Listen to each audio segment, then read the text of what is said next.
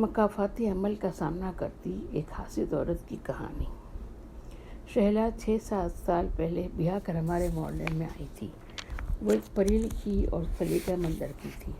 شادی کے بعد کچھ ہی دنوں میں اس نے نہ صرف اپنے شوہر وسیم بلکہ اپنے سب گھر والوں کو اپنا اسیر بنا لیا۔ صرف اگر ناخوش تھی تو شہلا کی جٹھانی سلطانہ، اور وہ اس سے کئی وجوہات کی بنا پر ناراض تھی۔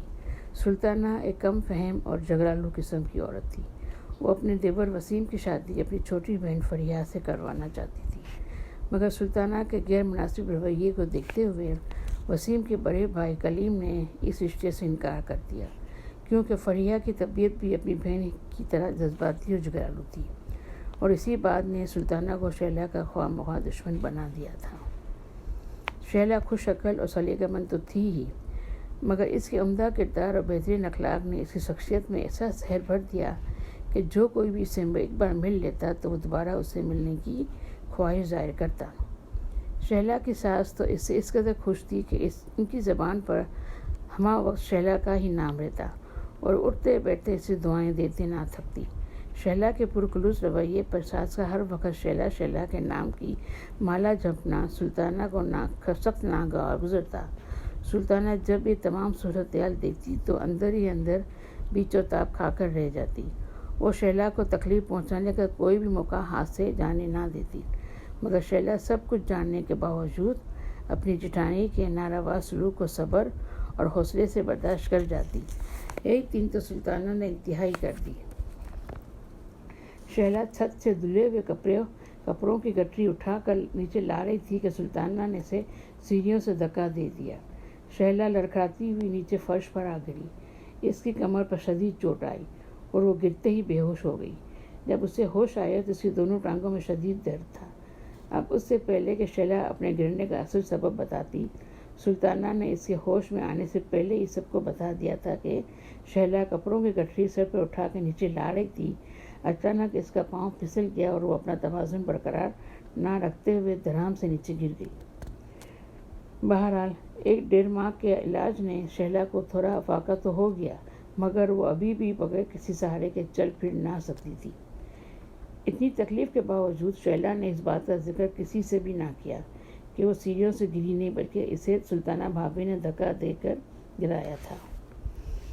چند ماہ کے علاج سے جو تھوڑا افاقہ ہوا سو ہوا، مگر پھر روز بروز شہلا کی حالت مزید بدتر ہوتی چلی گئی۔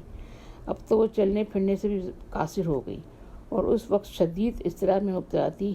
مسلسل کئی ہفتوں سے بستر پر یوں ہی بیمار پڑے وہ اوپ گئی تھی۔ سلطانہ کے سوا سب گھر والے شہلا کی حالت دیکھ کر شدید پریشان تھے، جو اس وقت سوکھ کر ہڈیوں کا ڈھانچہ بن کر رہ گئی تھی۔ اب تک کئی ڈاکٹرز اور حکیموں کو آزمانے کے باوجود اس کی بیماری جوں کی توں برقرار تھی۔ اس ناسمجھ آنے والی بیماری نے سب گھر والوں کو ذہنی اذیت میں مبتلا کر دیا تھا۔ سب تھک کر بیٹھ گئے۔ ایک دن شہلا کی ساس اسے لیٹے لیٹے دوائی پلا رہی تھی کہ دروازے پر دستک ہوئی۔ اس وقت گھر میں کوئی اور نہیں تھا، مجبوراً انہیں دروازہ تک آنا پڑا۔ انہوں نے دروازہ کھولا تو سامنے سفید کپڑوں میں ملبوس ایک بزرگ کھڑے تھے۔ پہلے تو شہلا کی ساس اپنے سامنے کھڑے اس باروب بزرگ کو دیکھ کر سہم گئی۔ انہوں نے وہیں کھڑے کھڑے ڈھیروں دعائیں دے ڈالی تھی۔ ان کے لہجے میں عجیب سا سکون اور مٹھاس تھی۔ انہوں نے اپنے آنے کا کوئی خاص مقصد تو ظاہر نہ کیا، مگر شہلا کی ساس کو ان کی باتوں سے بہت سکون ملا۔ انہیں فوراً خیال آیا کہ کیوں نہ شہلا کو ان بزرگ سے ملایا جائے۔ ہو سکتا ہے کہ وہی شہلا کے مرض کو سمجھ کر اسے اس اذیت سے چھٹکارا دلانے کا وسیلہ بن سکے۔ اسی خیال کے تحت وہ ان بزرگ کو شہلا کے کمرے میں لے آئی۔ شہلا اس وقت نیم بے ہوشی کے عالم میں بے سود لیٹی ہوئی تھی۔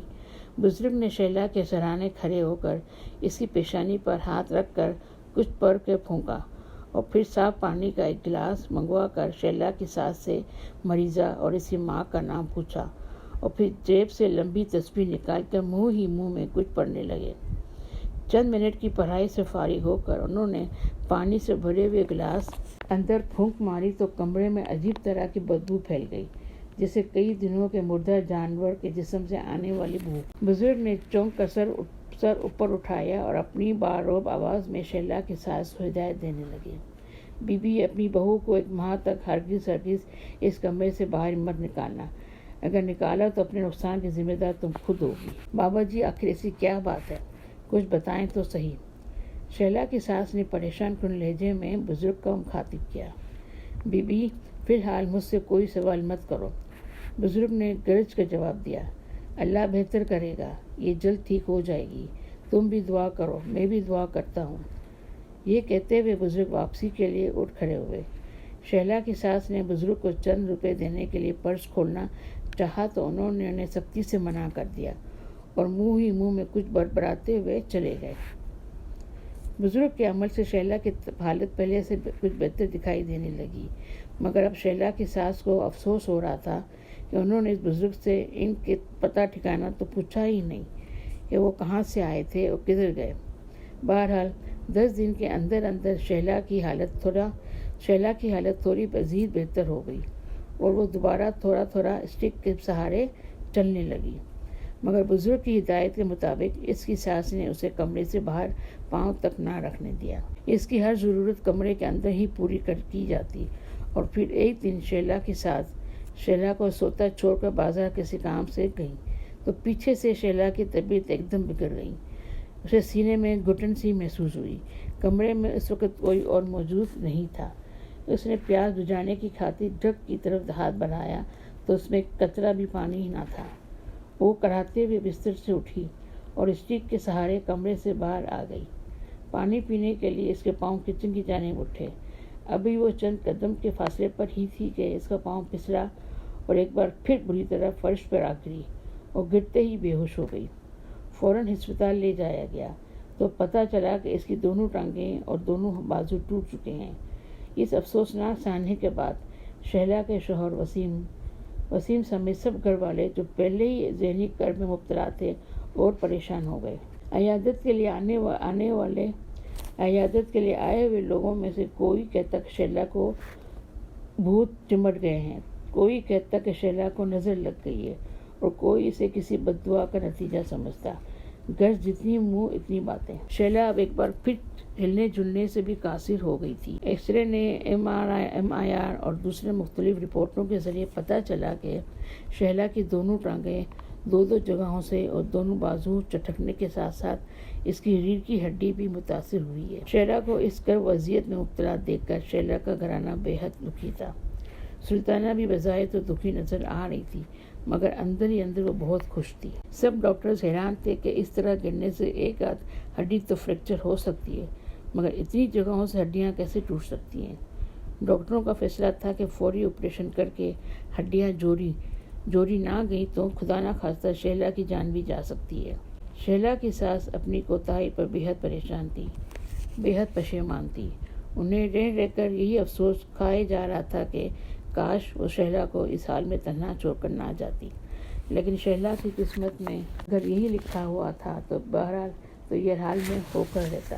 شیلا کی ساس کی موجودگی بھی شاید اسے اس سانحے سے نہ بچا سکتی۔ پریشانی کے اس عالم میں انہیں بار بار ان بزرگ کا خیال آ رہا تھا، مگر ان کے پاس بزرگ کا کوئی اتا پتہ نہ تھا جس کے ذریعے وہ ان سے اس مشکل وقت میں کچھ مدد یا رہنمائی طلب کر سکتے۔ شیلا کی حالت کو دیکھتے ہوئے سب گھر والے اس بات پر متفق تھے کہ ڈاکٹرز کے کہنے کے مطابق شیلا کا فوری آپریشن کروا ہی لیا جائے تو بہتر ہے۔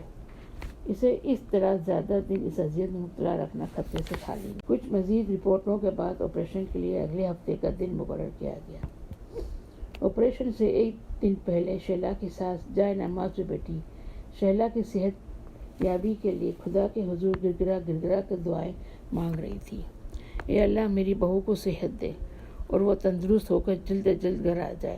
اے اللہ اس کے حال پر رحم فرما، اسے شفائے کاملہ عطا فرما۔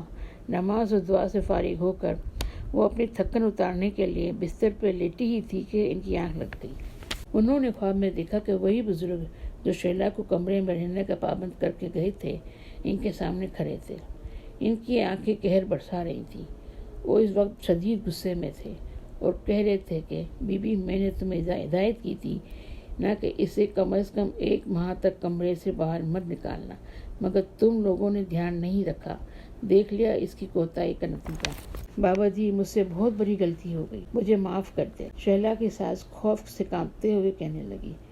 مگر اب میں اپنی بہو کے لیے کیا کر سکتی ہوں؟ اب تمہیں کچھ بھی کرنے کی ضرورت نہیں، ہم سب دیکھ لیں گے، اللہ نے چاہا تو اب ہم اس کے دشمنوں کو جلد ہی ٹھکانے لگا دیں گے۔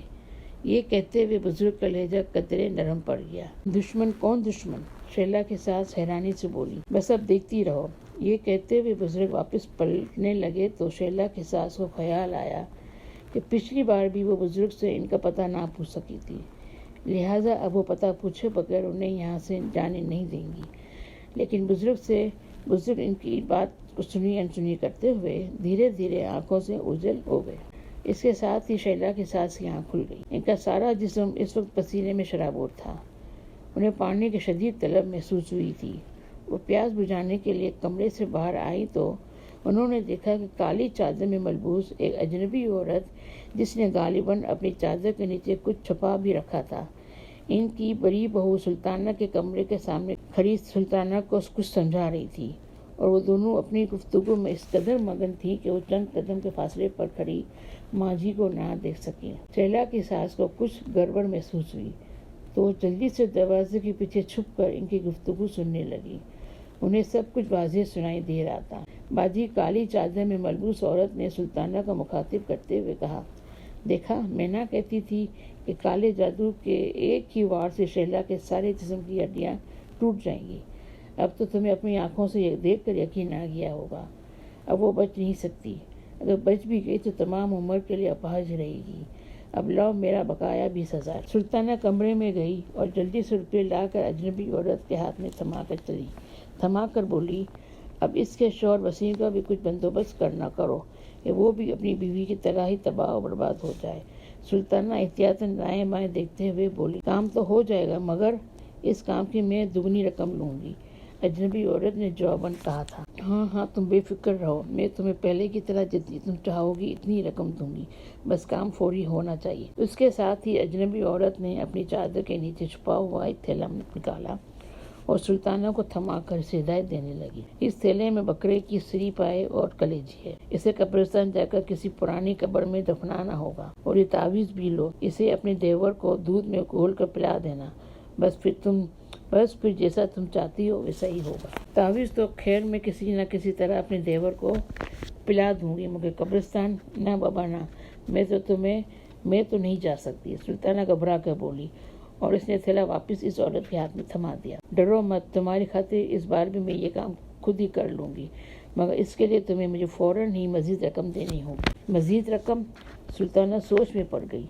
اس کے ساتھ ہی کچھ سوچ کر اس نے اپنے دائیں بائیں میں موجود سونے کی انگوٹھیاں اتار مزید رقم سلطانہ سوچ میں پڑ گئی۔ اس کے ساتھ ہی کچھ سوچ کر اس نے اپنے دائیں ہاتھ سے موجود سونے کی انگوٹھی اتار کر اس عورت کے ہاتھ پر رکھ، انگوٹھی لے کر اپنا آپ چادر میں لپٹتی ہوئی وہ اجنبی عورت چلی گئی۔ سلطانہ وہیں کھڑی سوچنے لگی، دیور اور دیورانی کی موت کے بعد ساری جائیداد صرف کلیم کی ہی ہوگی۔ وہ یہ سوچ کر اب دل ہی دل میں خوش ہو رہی تھی۔ سلطانہ کے کرتوتوں کا بھید کھلا تو شہلا کی ساس ہکا بکا رہ گئی، ان کے پیروں تلے سے زمین ہی نکل گئی۔ یہ جان کر کہ انہیں بڑا دکھ ہوا کہ سلطانہ اس قدر بھی گر سکتی ہے کہ وہ اپنے دیور اور دیورانی کی ہی دشمن بن جائے۔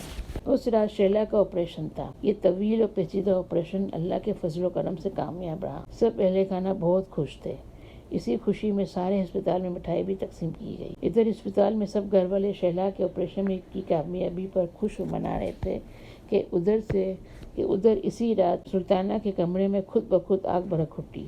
وہ اس وقت گھر میں تنہا تھی، اس کا شوہر اور بچے بھی گھر کے باقی افراد کے ساتھ اسپتال میں ہی تھے۔ بدقسمتی سے کمرے کا دروازہ بھی اندر سے بند تھا۔ سلطانہ کو اتنی بھی مہلت نہ ملی کہ وہ کمرے سے باہر آ سکے۔ سلطانہ بند کمرے میں تڑپ کر جلی اور تمام سامان سمیت کوئلہ بن گئی۔ مگر حیرت کی بات یہ تھی کہ سلطانہ کے کمرے کے علاوہ آگ نے بقیہ پورے گھر کو بالکل بھی متاثر نہ کیا۔ سب حیران پریشان تھے کہ اتنا سب کچھ اچانک کیسے ہو گیا، کہیں سلطانہ نے خودکشی تو نہیں کر لی؟ کیا سرائیاں لگا رہے تھے؟ ماں جی سب جانتی تھی، مگر اس کے باوجود انہوں نے کسی سے بھی ذکر ذکر کرنا مناسب نہ سمجھا۔ سلطانہ کی موت پر وہ بھی رنجیدہ ضرور تھی، مگر وہ سوچ رہی تھی کہ اسے اپنے کرتوتوں کی یہی سزا ملنا چاہیے تھی۔ شیلا کو ٹھیک ہونے میں تقریباً 5 مہینے لگ گئے اور وہ کافی حد تک نارمل ہو گئی۔ بس دائیں ٹانگ میں درد کی وجہ سے وہ اسٹک کے سہارے سے چلتی تھی۔ سلطانہ کی موت پر وہ بھی بے حد دکھی تھی۔ بھائی کلیم ان کے بچوں کو وہ تنہا تنہا دیکھتی تو ان سے بہت افسوس ہوتا، لیکن کیا کیا جائے، قدرت کا یہی دستور ہے، جو کسی کے لیے گرہ کھودتا ہے اس میں خود ہی جا گرتا ہے۔